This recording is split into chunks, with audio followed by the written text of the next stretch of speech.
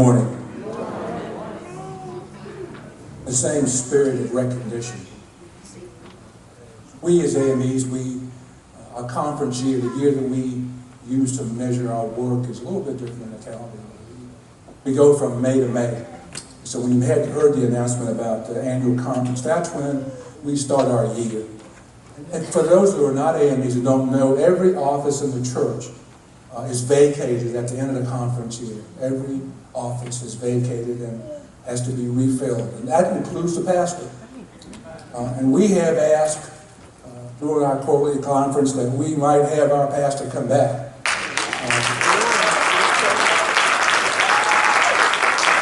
We have no doubt that our request is going to be honored as it has been for the last 22 years.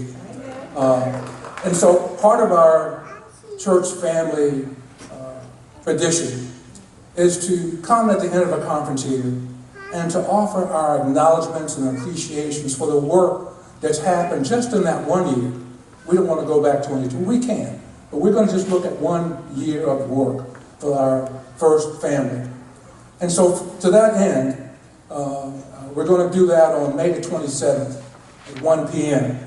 There's some flyers out on the visitor's desk that we'd like you to fill out and to get back to us. It says RSVP by May 2nd. That's a little bit soon. Let's try the week of the 15th of May to get that back to us.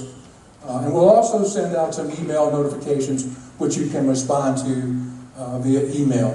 What do we, and we all have something that we can find in our year of existence here at Bethel, this journey, to find thanks for our pastor. I'll just go back 1 week. I'll just use 7 days for an example. Yesterday, we found that our pastor was called on to give encouragement to a family, to support a family that was in bereavement, and even someone that was very close to his own heart. The first of the week, last week, he found himself again offering comfort to a family. But just the day before that, he was a part of a celebration, rejoicing of one that I found myself in the midst of. And so we have someone who rejoices with those who rejoice, and he mourns with those that mourn. And that's just a tidbit. That's just a week's worth. This happens 365, 24/7. Not only for him, but for his wife. Being a wife of a pastor is something I can't attest to. I don't know what that is, Reverend Abe. But I know it's more than just a normal life. And so for these two people who have come and, as I said, have served faithfully for 22 years, this will be their 23rd charge after the annual conference, and we're certain they're coming back.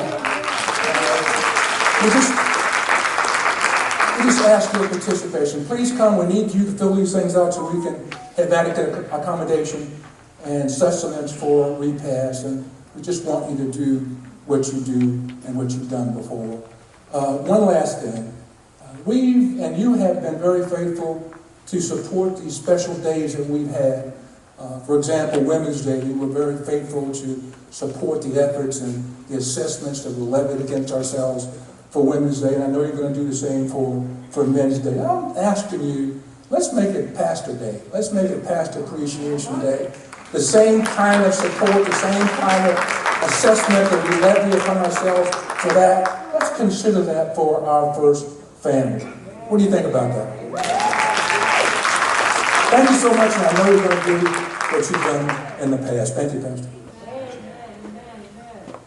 Come on, let's give God a praise.